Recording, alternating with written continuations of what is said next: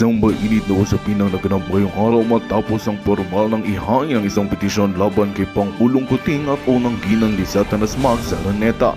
Ayon sa mga nagpetisyon, nais silang ipatalsik ang mag-asawa sa kanilang mga posisyon dahil sa umano'y mga aligasyon ng katiwalian at pang-aabuso sa kapangyarihan. Sa kabila ng mga isyu na nanatiling tahimik ang kampo ng Pangulo at ng unang ginang hinggil sa mga akusasyon.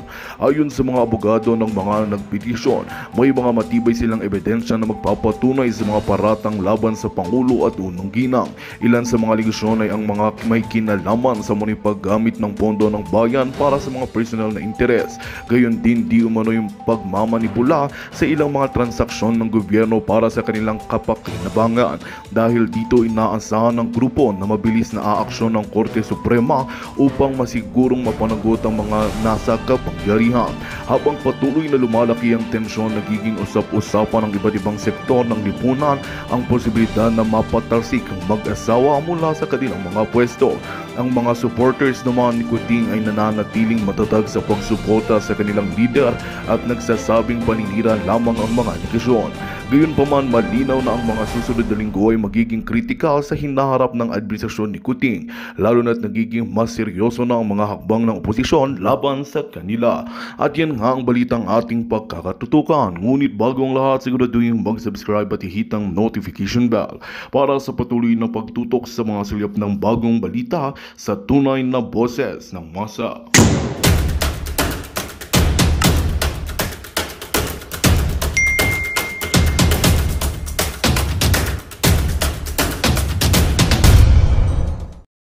Ay kasama ko, kung ang gintong palay ay kumakaway, katabi mo ako sa bukid bayan ko.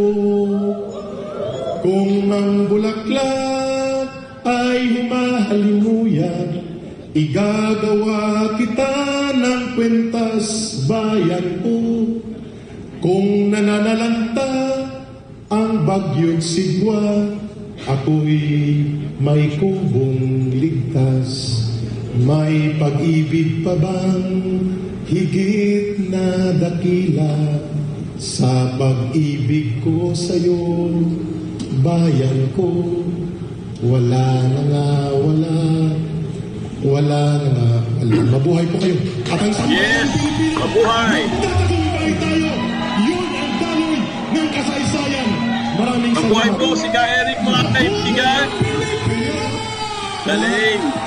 Ibang klase talaga si Ka Eric. Masyadong kompleto, masyadong tagus sa puso, masyado talagang may katotohanan na mga pinagsasabi ni Ka Eric. Grabe. Mabuhay po si Ka Eric, mga kaibigan, sa kanyang napakagandang speech po sa Maisog Rally sa Toronto, Canada. Ayan, live po tayo mga kaibigan. Pasok po mga suki, asa na kayo? Ito po mga kaibigan ang pinakihintay natin guys, no? Talagang kailangan na po mag-impeach na siguro or ano ba? Anong gusto nyo? Impeachment, drug test, people power? Pili lang kayo ha. Pili lang kayo mga kaibigan kung anong gusto nyo. Ayan po. Mag-subscribe din po kayo sa kanya. She's a lawyer as well, a Filipino lawyer. And then she serves the as press secretary of this government. Bongbong Marcos. Unfortunately, for how many... Fredo, Rekla, ayan Sir Foodie, we're proud of salute for those vloggers who love the poor Filipino people. Yes, Wilfredo. Solid DDS. Ayan support kami. Sa'yo Ka Eric. Ayan, sa mga naglay-likes dyan, maraming salamat po. Ayan po, Attorney Trixie guys, panoorin naman natin mga kaibigan at pakinggan po natin guys.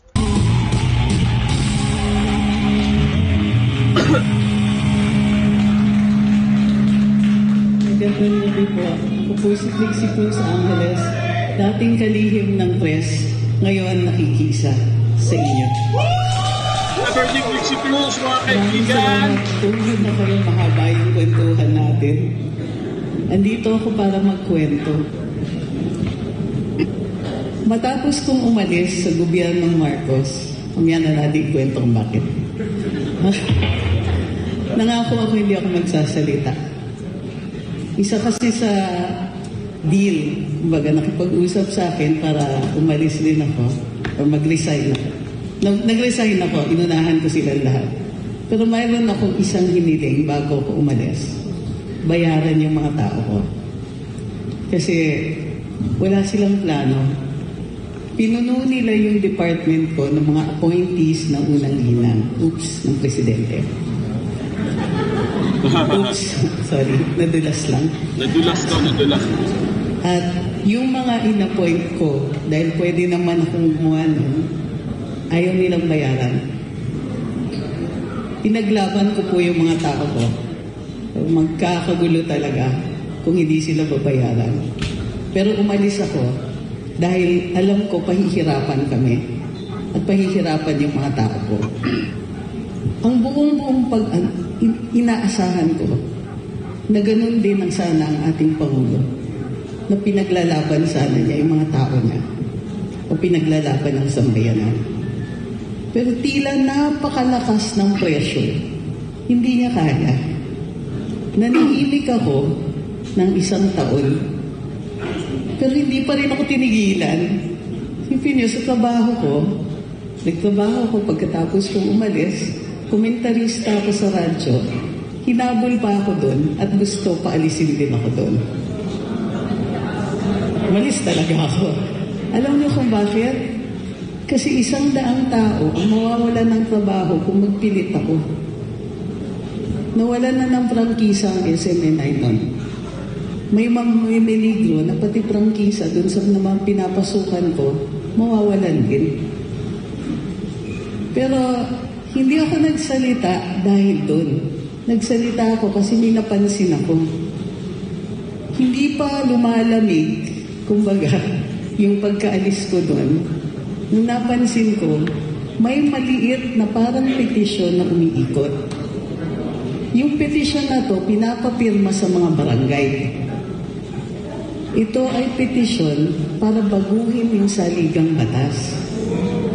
Para dun sa pagbabago na yon, ang kailangan lang, ang hinihiling nila, ay ang pagboto ng pagbabago sa isang constituent assembly sa pagpupulong ay parehong sabay bumoboto ang Senado at Kongreso. Normally yan, hiwalay yan magboboto. Hindi kasi maliwanag sa saligang batas. So ang gusto dun sa petisyon, sabay sila. So yung boto ng isang senador, pareho lang sa boto ng isang kongresista. Kung magkahiwalay, kailangan ang Senado at ang Kongreso magkasundo. Pero gusto nila isa lang. Bakit? Mas malaki yung Kongreso. Kahit anong gawin ng Senadong tumambling-tumbling sila, mananalo ang House. Pero, dahil noon na hindi ito napansin, kami ang unang nagpahayag. Sabi ko, alam niyo ba ang ibig sabihin nito? Kasi nakalagay din doon, hindi kailangan magkasundo ang Senate President at saka ang House Speaker para manawagan ng pagbabago sa saligang batas. Pwede kahit House Speaker lang. Ano ibig sabihin? Di ba? Kalain nyo. Tahimik, nag-umpisa. Kaya lang, syempre, na-curious yung mga tao. Padala ng padala. Attorney, anong ibig sabihin nito? Ano yung pinapapirma sa amin? Tapos, nalaman ko, yung mga ibang pinapapirma, may bayad.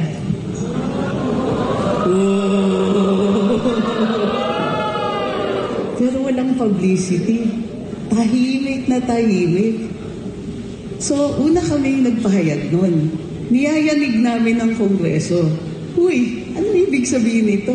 At ano ba ang gusto ninyong baguhin? Lumiwanag ang lahat nung nagsalita na si dating Pangulong Rodrigo Duterte. Sabi niya, term extensions.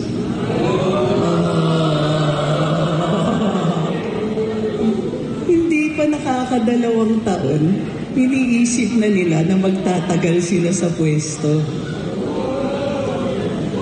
Matapos man, sabi ko, naku, pasensya na yung mga pinangakuan ko. Hindi na pwedeng tumahimik. Diba? Kasi Isipin nyo, sinisikreto pa sana nila yun.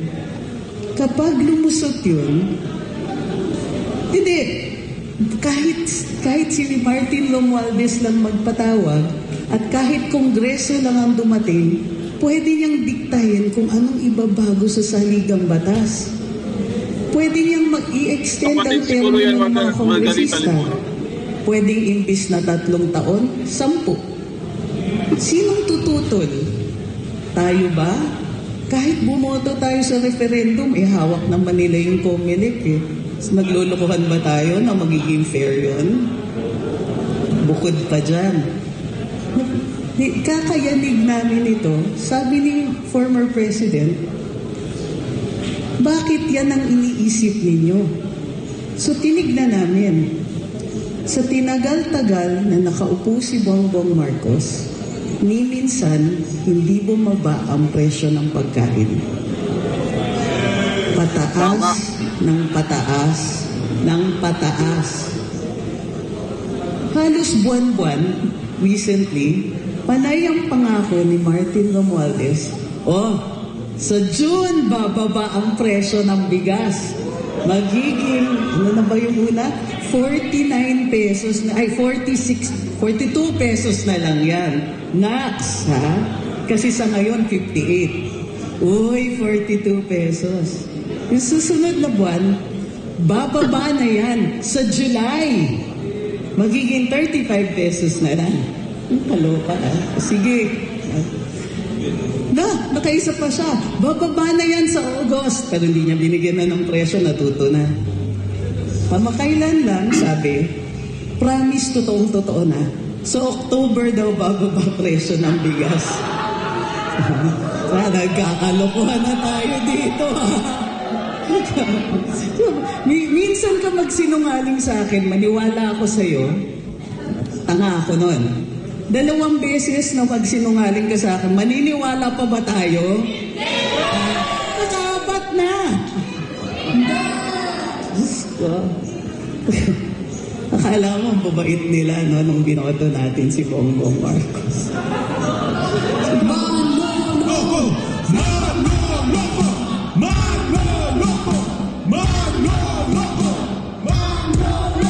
Aminin nyo, sino dito nabudol? Nabudol kami! Nabudol kami! Nabudol kami! Nabudol kami! Nabudol kami! Simula nun, dinaraman na natin. People's Initiative, ang tawag nila dun sa pirma-pirma na yan. PI talaga. Lahat na lang, pag binasa ko, lahat ng ginagawa nila, napansin ko. Mukhang tungo talaga sa pagbabago ng saligang batas. Tungo talaga, kaya na-protect the Constitution. Tungo talaga dahil ayaw na nilang bumaba. Hindi ako nagbibiro. Gusto ko sana hindi totoo, pero totoo siya. Alam niyo kung bakit? Itong 2024, nung pinag-uusapan ng budget last year, wala na halos inilaan na pera sa mga serbisyo ng gobyerno. Naglaan sila ng 500 billion pesos para sa ayuda daw. Nangako ng ayuda, walang bagyo. Nangako ng ayuda, walang pandemya. Nangako ang ayuda, walang... Sino nangangailangan? Ang kailangan natin, trabaho. Diba? Kailangan natin maayos yung mga schools. Kailangan natin murang pagkain. Kailangan natin, friend. Alam niyo ba, yung PNR, panahon ni Rodrigo Duterte, naayos na yun. Ang presyo ng pamasahe mula Tutuban, papunta ng Los Baños, 26 pesos lang. Ang galing, no? So kung ikaw, nakatira ka sa Laguna, pwede kang magtrabaho sa Manila. Kung malapit-lapit, 23 pesos lang. So ang trend para sa mahihirap.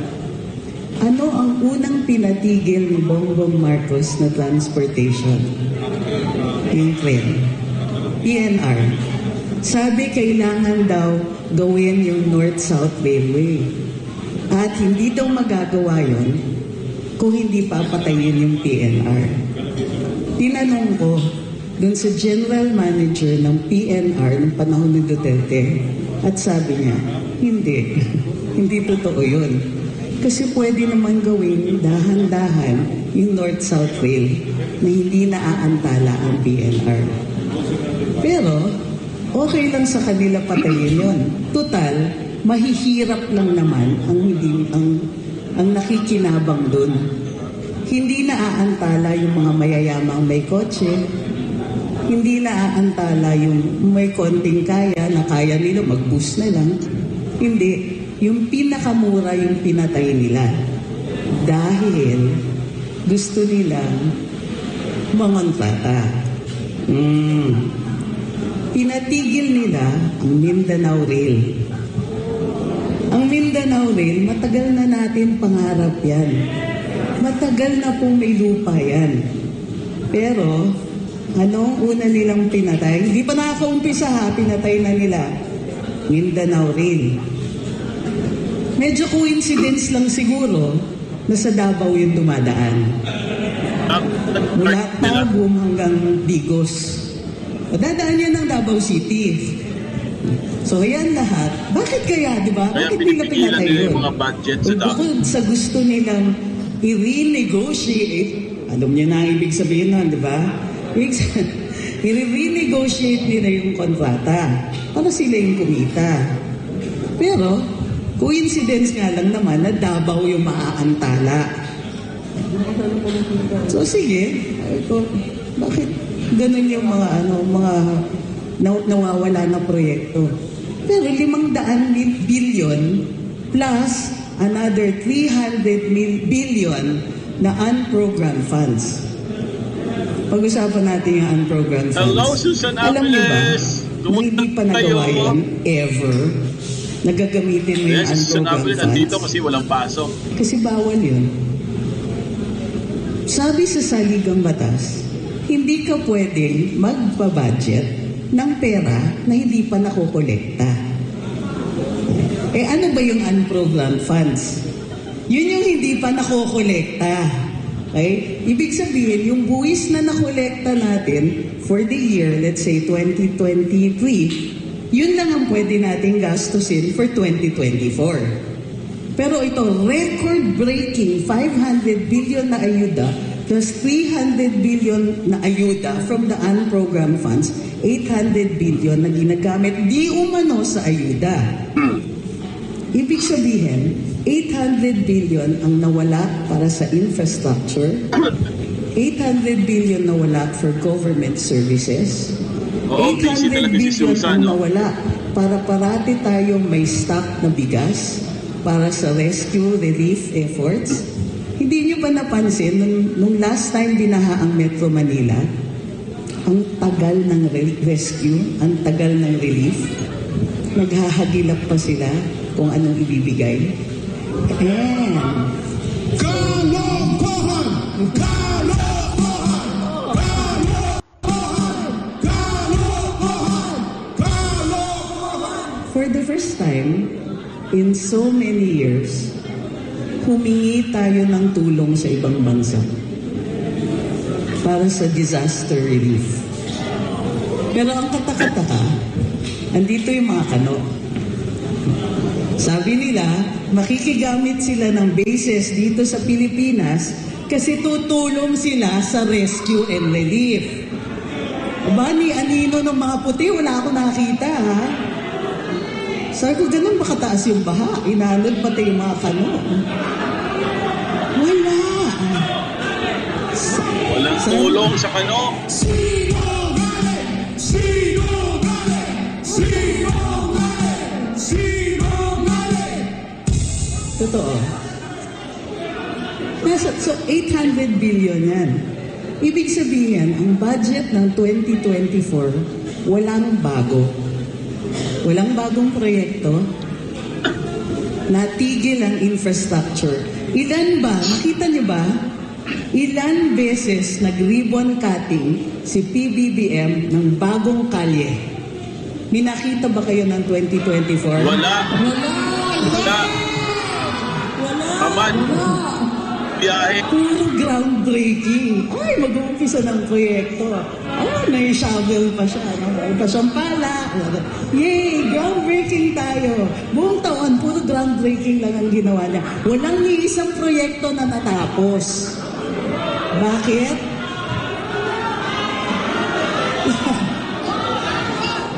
Puro biyahe.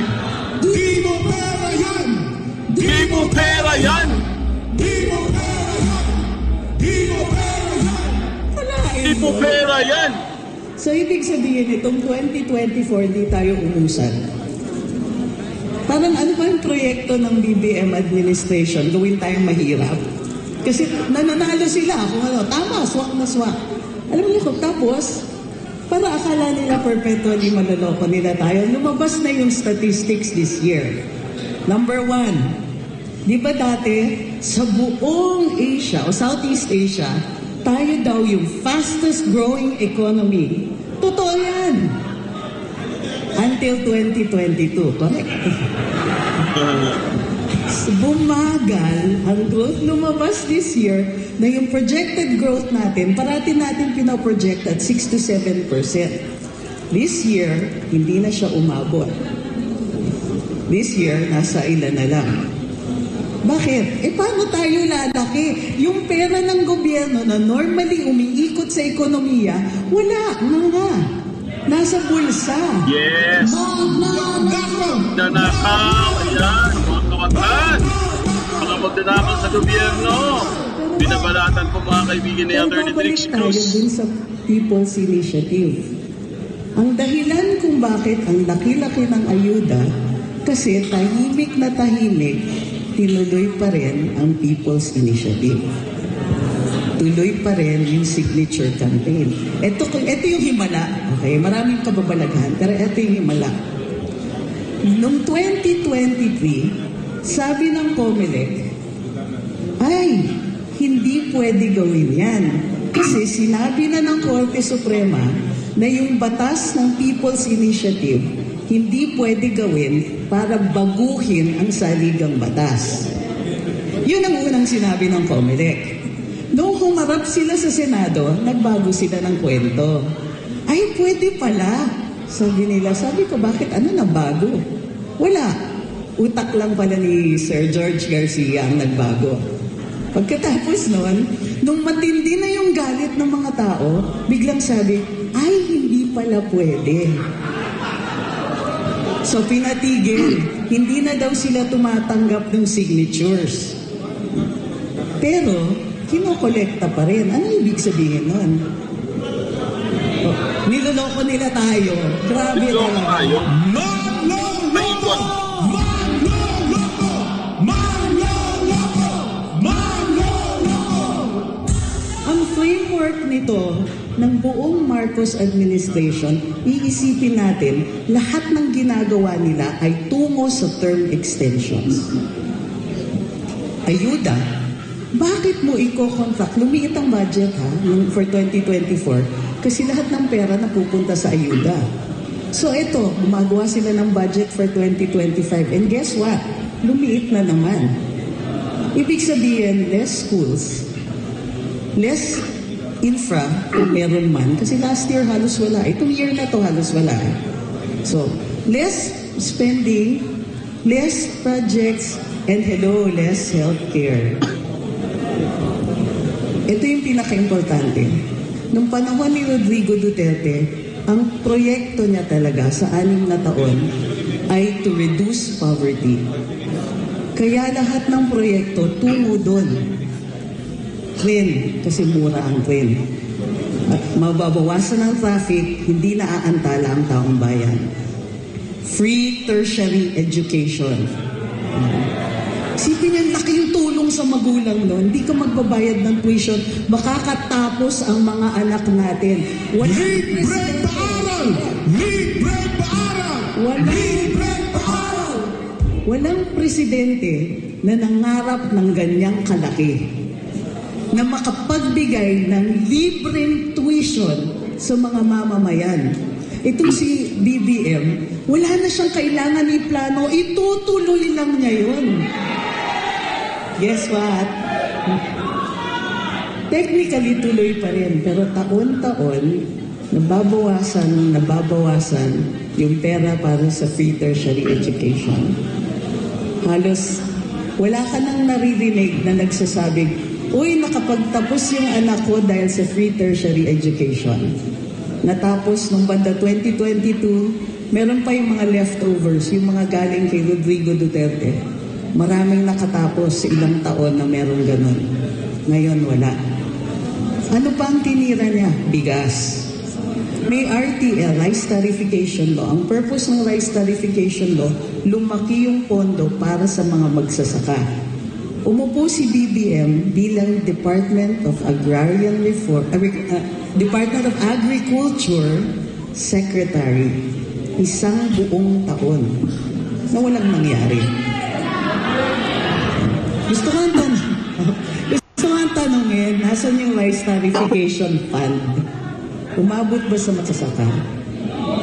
Wala. Tumataginting ang katahimikan kung nasaan yun. Ayan, sana, no? Na ibasura na natin sila sabay-sabay. Pero, bakit ang daming graph? Bakit di ba kinikwento ni Ka Eric, tuloy-tuloy, lumalaki yung korupsyon? Bakit? Kasi nga, kaya namimigay ng ayuda, hindi lang para sa eleksyon. Namimigay sila ng ayuda, vote buying yan, para sa referendum. Yung referendum na magiging bunga ng charter change. Lahat ng ginagawa nila ay tungo doon. Niloloko lang nila tayo kasi biyahe ng biyahe yung presidente. Nangangako na foreign investments. Lumabas yung statistics this year, bumagsak ang foreign investments sa Pilipinas. Naglulukohan talaga tayo Kunwari na lang Tapos nung minsan, umuwi siya, hindi lang naman foreign investments. Naghahanap tayo, dahil may problema tayo sa West Philippine Sea, naghahanap tayo ng kakampi. Sovereign Philippines, di ba? Ba't kailangan mo ng kakampi? Di ba tama tayo? Kala ko ba atin actually, hindi naman atin yon. Pero sige, atin ang West Philippine Sea. Pero kailangan natin ng kakampi. Galing. So, habang tumatagal, nakikita nyo na pasama ng pasama yung mga desisyon. So, okay, lumabas ang video. Ha! Ngayon maliwanag na kung bakit ganun yung mga desisyon niya. Yes. Dictadura! Dictadura! Dictadura! Dictadura! Adictos Benedictos pala. Ngayon, ang pinaka-strategiya nila, okay, listado na, di ba? Authenticated. Pero bago talaga lumabas yung authentication The worst yun, administration in the Philippine history. na. Yes, Susan Hindi pa nila na-examine. First Aba, talaga. humihirit na. Sino yan? DND.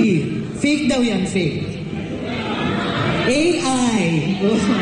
Tagal nilang pinractice yun, huwag kang mag-alala. So, kasi nung a few months before, may lumabas na sabi nila na nagsasalita daw si Pangulong Marcos Benedictos. at ino-order ang AFP na umatake sa West Philippine Sea. Sabi ko, bakit lumabas na kagad sa mga pahayagan? Sabi nila viral daw. Viral? Kahit tayo. Sabi ko, what video? So later on, nag-produce sila ng video. Pinagtawanan ng mga tech people. Kasi sabi nila, AI daw yon, high-tech daw yon. Sabi ni Art Samaniego, na tech editor ng Manila Bulletin, actually low-tech yan. Hindi yan AI. May pinagtagpi-tagpi sila. Pinagtagpi-tagpi nila yung mga audio recordings ni Pangulo, yung one sentence here, 2 words there, tapos ginawa nilang buo. So splicing, hindi AI, spliced. Pero ang excuse nila, sabi nila, hala, may mga masasamang elemento dyan na gumagawa. Sino kaya yon? So, na gumagawa ng AI ni Pangulo para lindangin ang taong bayan. Ang galing, tama-tama, paglabas nung ano ba tatawagin natin sa video na yan? Basta yung video, yung singhot video, ready na sila. AI yan! Uy, ilang buwan sila nakapractice. Eto, wala pang isang buwan, authenticated na. Sinong niloloko nila? Pero akala nila mababaon nila sa limot. So ito ngayon ang ginagawa nila. Dahil comms ako, binabantayan ko yung comms. So every time may issue si Presidente Marcos, halimbawa, tumaas na naman presyo ng pagkain.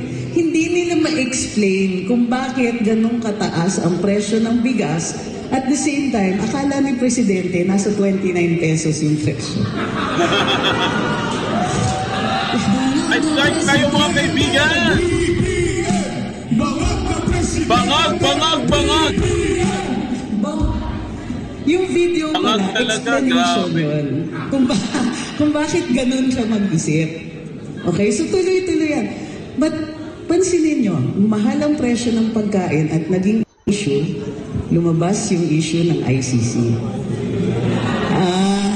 Alam mo na, di ba?